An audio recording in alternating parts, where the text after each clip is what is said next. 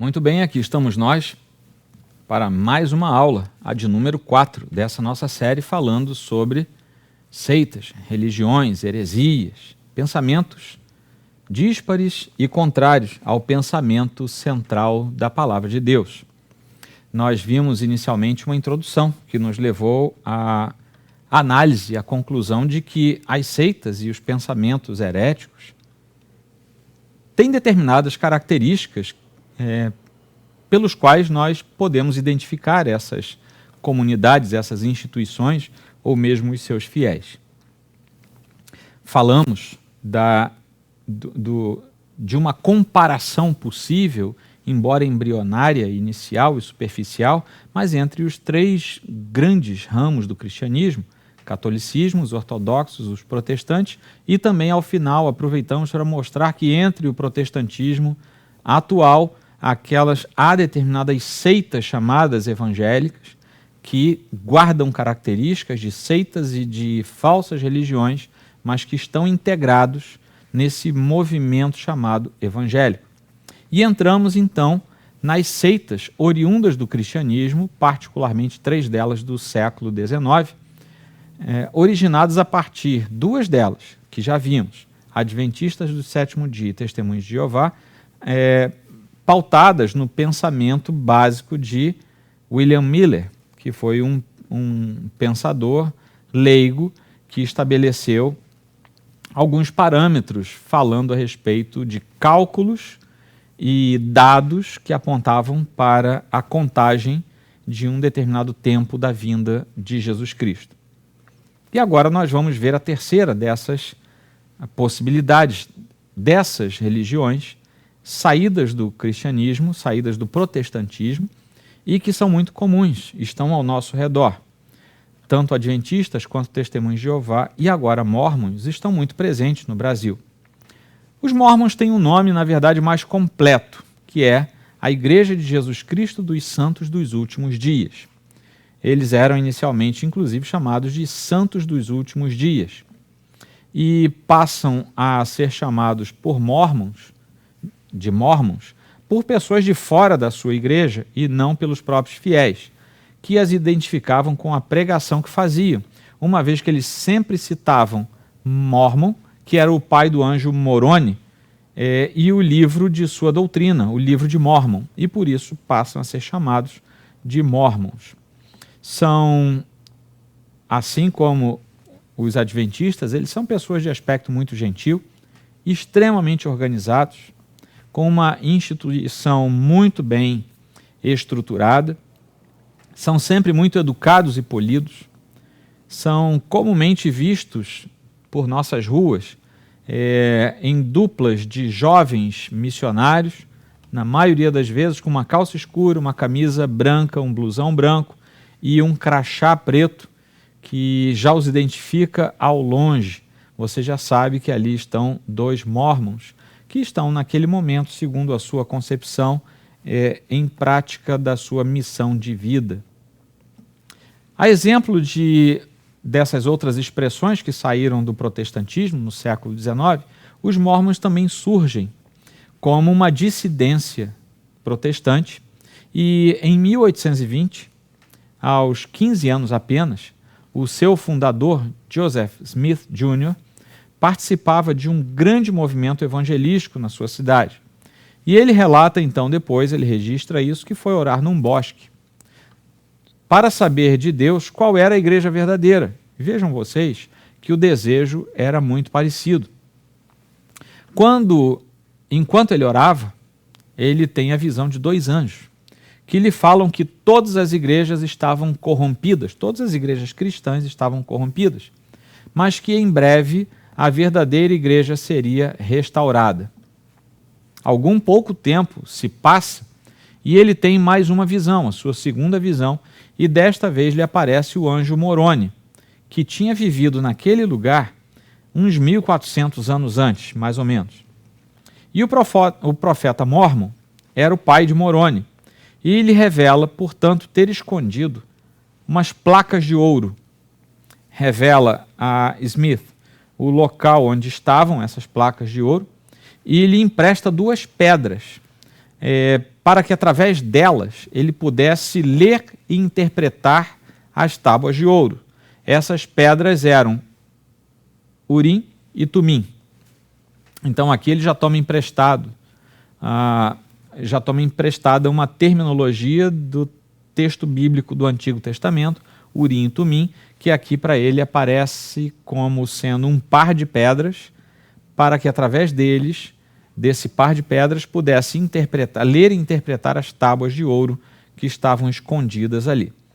Ele encontra pessoas dispostas a seguirem essa revelação e essas pessoas aceitam seguir Joseph Smith como profeta e passam a crer e pregar que somente aquela igreja que começava ali poderia conduzir a Deus.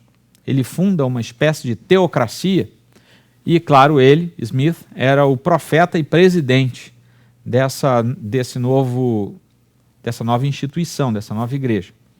Quem não aceitasse a mensagem pregada por eles era gentio.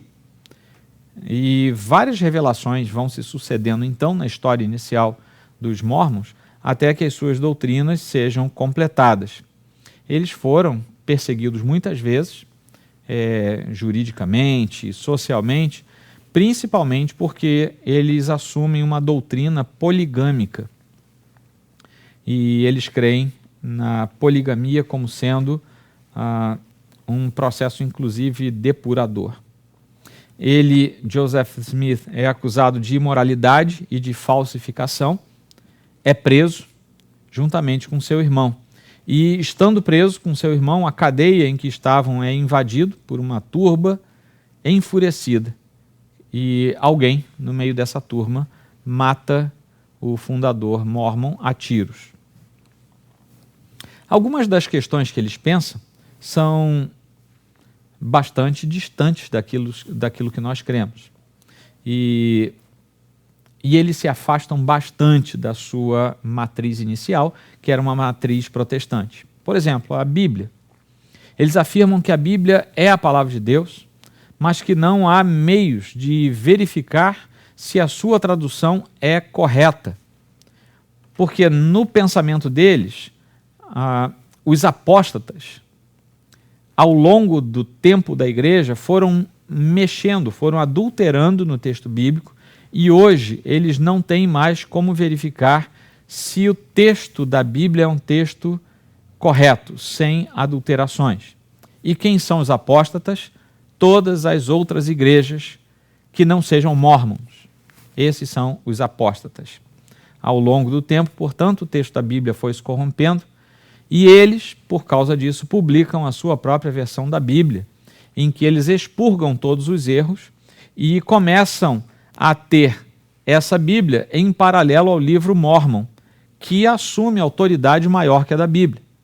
O texto da Bíblia, para eles, portanto, é um texto de apoio ao livro de Mórmon, que é o grande texto autoritativo da fé da Igreja de Jesus Cristo dos Santos dos Últimos Dias.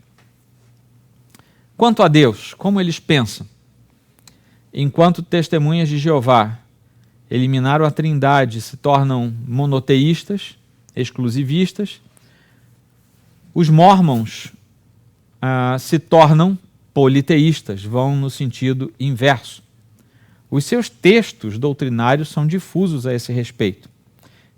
Inicialmente, eles seguiam uma doutrina trinitária, uma doutrina unitária, mas depois eles começam a perceber uma evolução que prega uma aberração da nossa doutrina da Trindade, uma vez que eles começam a pregar um triteísmo, não a nossa doutrina da Trindade, mas um triteísmo, em que Pai, Filho e Espírito Santo, cada um deles era, na verdade, um Deus. Então, eles começam a assumir a nomenclatura das três pessoas da Santíssima Trindade, no entanto, dando a elas uma conotação de deuses e não de pessoas da Trindade. Então, eles começam como unitários, passam a ser triteístas e, num terceiro momento, eles assumem um politeísmo de modo mais amplo, em que, ao final das contas, todos os fiéis mórmons vão se tornar deuses. na concepção deles, a conversão gera uma evolução, e essa evolução tem por finalidade, por ápice, que cada um dos fiéis vai se tornar um Deus. Ora, e quanto a Cristo? Quanto a Cristo, o Deus Adão, como eles chamam, e Maria foram os pais naturais de Jesus, segundo a doutrina mórmon. Segundo a doutrina mórmon, portanto, se o Deus Adão e Maria foram os pais naturais, Jesus Cristo não foi gerado pelo Espírito Santo, mas ele foi gerado, foi concebido naturalmente, através desse homem e dessa mulher. Para eles, Jesus teve várias esposas, e por isso eles assumem também que devem ser polígamos. Entre as muitas esposas, são conhecidas aquelas que são narradas no texto bíblico e que têm uma relação próxima a Jesus, andavam com Jesus: Maria Madalena, Marta e Maria, as irmãs de Lázaro. Eles pregam, inclusive, que o casamento, aquelas bodas de Caná da Galileia em que Jesus faz o seu primeiro milagre, na verdade o casamento era de Jesus, e que logo no primeiro milagre Jesus já está mostrando que se casava ali naquele momento. Passados os séculos da história mórmon, Joseph Smith na verdade, o descendente direto de Jesus, a descendência da promessa divina que vem dada por Deus, mas que surge através de Jesus de modo físico, uma vez que de um desses casamentos vem a linhagem e que um dia dessa linhagem nasce Joseph Smith. Portanto, a explicação sobre Cristo deles é bastante diferente das demais que nós vimos até aqui. E quanto à expiação? Há necessidade de salvação? Sim. Mas eles ensinam que Jesus expiou apenas os pecados de seu pai. E lembrem-se que o pai de Jesus era o Deus Adão. Para eles, a expiação do Deus Adão gera a libertação dos efeitos da queda de toda a humanidade. Mas não existe para eles algo como a necessidade de uma expiação, de uma regeneração de ordem pessoal. E quanto ao pecado e quanto à queda, o que eles dizem? Para eles, Adão foi forçado a desobedecer a ordem de Deus para obedecer uma outra ordem que era mais importante, que era povoar a terra. Prestem bem atenção. Para os mórmons, Adão recebeu duas ordens e elas eram incompatíveis. Portanto, Deus se enganou em algum momento para eles.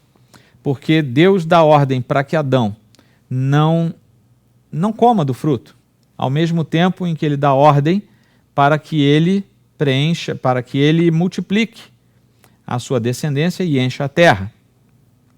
Mas Eva peca. Então, quando Eva peca por desobedecer, Adão percebe que ele ainda era puro, mas que se ele se mantivesse puro, ele não teria como cumprir a segunda ordem de povoar a terra, que era mais importante do que a ordem de obedecer. Portanto, Adão, premeditadamente, embora crendo-se forçado a fazer isso, ele desobedece para que a espécie fosse mantida viva.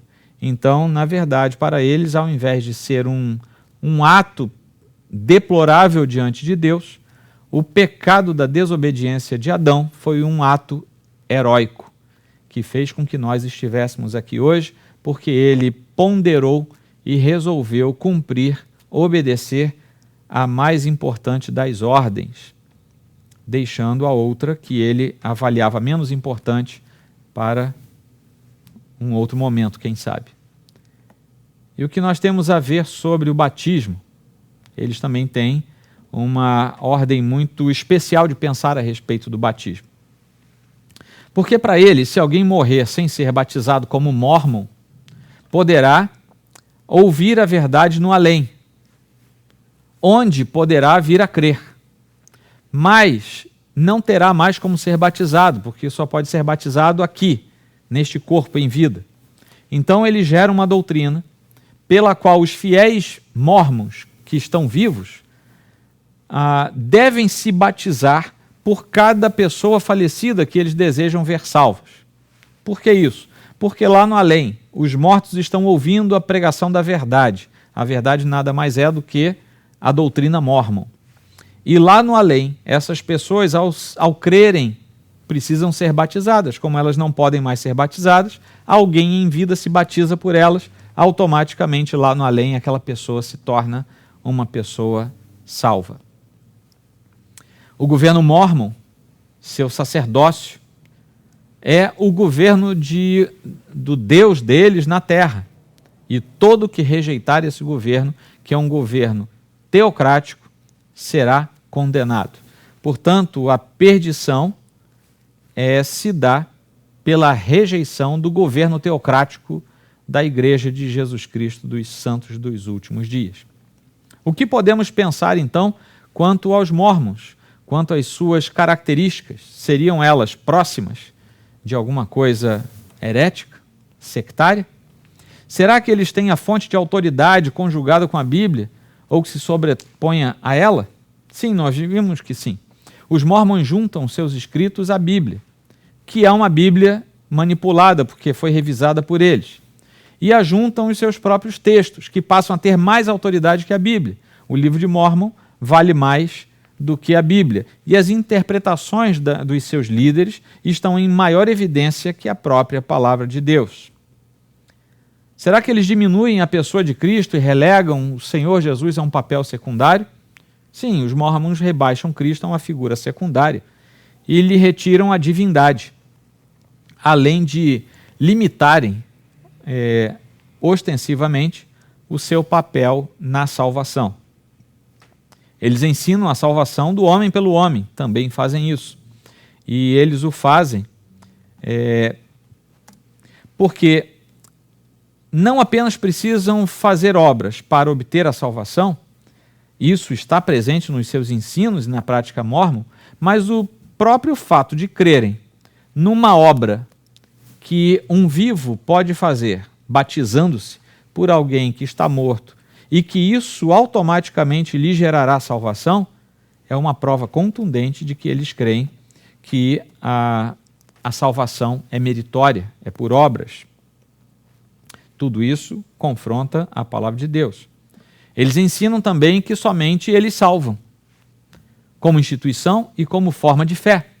Eles estão confirmando todo o tempo que os seus escritos e que somente a Igreja de Jesus Cristo dos Santos dos Últimos Dias detém a salvação. Somente eles e os seus adeptos, que se tornam pequenos deuses, serão os salvos. E eles são, obviamente, os únicos detentores da verdade, ou aqueles que a mantêm até o final de tudo, porque tudo que eles pregam é a pura verdade, ao passo que toda e qualquer pregação, principalmente cristã, fora do seu universo mórmon, é uma pregação falsa e alijada da verdade. Eles têm um profundo sentimento messiânico, de messianismo, e sempre eles estão voltados para resolver o problema da perdição do homem, obviamente através dos seus próprios meios. E eles também são afeitos a propagar um céu e um inferno diferentes daqueles da Bíblia, apressando a pregação deles para conquistar fiéis com maior rapidez a cada tempo. Ou seja, a ideia dos desastres e do apocalipsismo também é muito presente na pregação mórmon. Os mórmons, como eu disse no início, são um grupo de pessoas que estão ao redor de todo o mundo, com comunidades muito fortes em alguns estados americanos, principalmente. Estão presentes no Brasil, são gentis, são dispostos a ajudar, mas eles não deixam passar uma oportunidade para mostrar que a verdade está apenas com eles. O que nos chama a atenção nessas três expressões de fé que nós vimos, os adventistas, as testemunhas de Jeová e os mórmons, é o fato de que eles têm profundo distanciamento com a base escriturística, com o centro da pregação do Evangelho, sendo, no entanto, que todos saíram da mesma matriz, a matriz cristã protestante. E por corruptelas do seu pensamento original dos primeiros líderes abriram um caminho que, com o tempo, foi se distanciando do caminho da centralidade do Evangelho. E hoje são uma outra religião, uma outra expressão de fé.